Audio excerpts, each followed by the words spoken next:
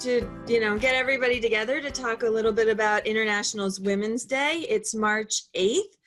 It started in the 1970s to honor women and progress. It's celebrated in a lot of countries around the world. It's actually not an official holiday in the United States, but I still think it's a great opportunity to talk about women's issues and gender sort of roles, equality in general. And the thing that I think is interesting is I think there's a lot of groups that are looking at this topic and talking about different types of women's issues. So some people talk about domestic violence, some people talk about other types of equality, and I really am interested in the finances and economics of it all. So, women generally make less than men in a lot of ways and places, and women are responsible for a lot of work inside of the house that they don't get paid for. And the part that I thought was most interesting is when women do get paid, they spend that money on their families.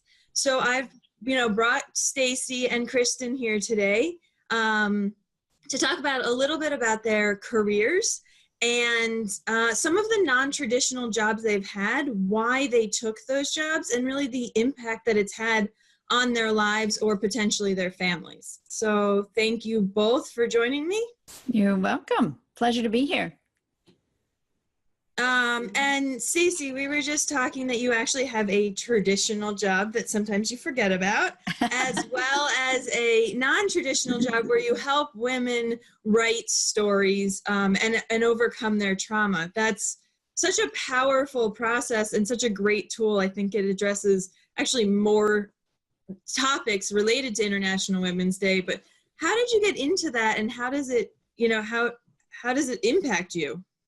Yeah, I think that, part of one of the International Women's Days theme is a balanced world is a better world. And I think a lot of women's stories get squished down or pushed into the corner.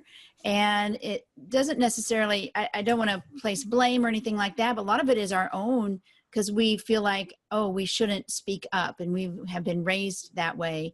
And so my goal is to give voice to women, especially who've been through trauma or traumatic events like an abusive relationship, a tough relationship, that sort of thing, so that they can find their voice and they can heal, therefore. So telling your own story, even if it's just to yourself or close friends or family members, being able to articulate that story, being able to even share it with others in a safe space is really important, because women have a huge impact on the world. And so the more that women tell their stories as much as men tell their stories, the better world we're going to have. And so that's why I do that. How did I get into it? I was going through an incredibly difficult divorce with a sociopath. And I discovered writing about my life, writing about the chaos that it was in at the time, was incredibly beneficial. And it helped clear up that the chaos that was in my head. I'm like, wow, there's something to this. I started doing some research and I discovered it. And the research, the wide body of research around that, and I haven't looked back. I'm like, everybody needs to know about writing through and about past trauma. So that's how I got into it.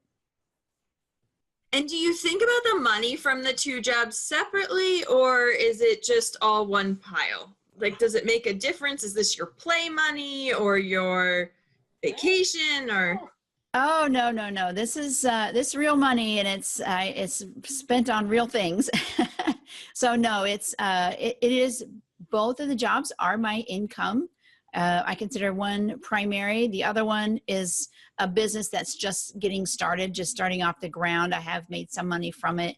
And so I keep them separate because they pay separate bills for myself and my family. And yeah, that's how I handle those. That makes a lot of sense. Thank you.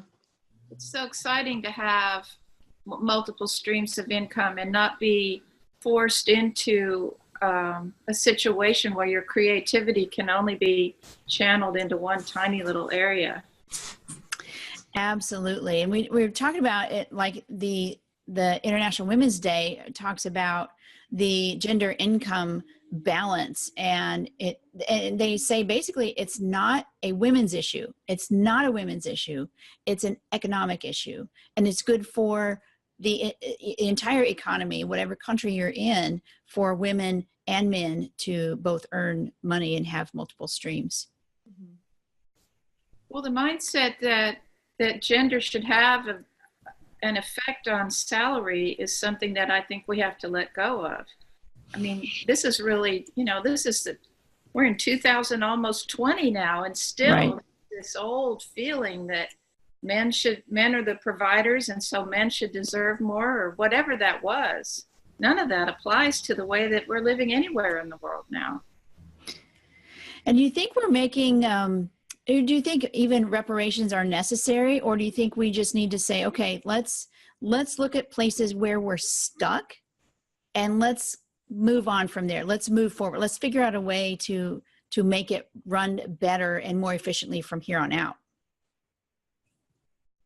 Well, I think ultimately change happens in the heart, and that doesn't happen so fast, but the world that is based on win-win, that's a non-issue. So ultimately, I mean, that's I think I'm sort of visionary and idealistic, but I don't know about reparations. What do you think about that? So I'm a very let's figure out how to move forward kind of person.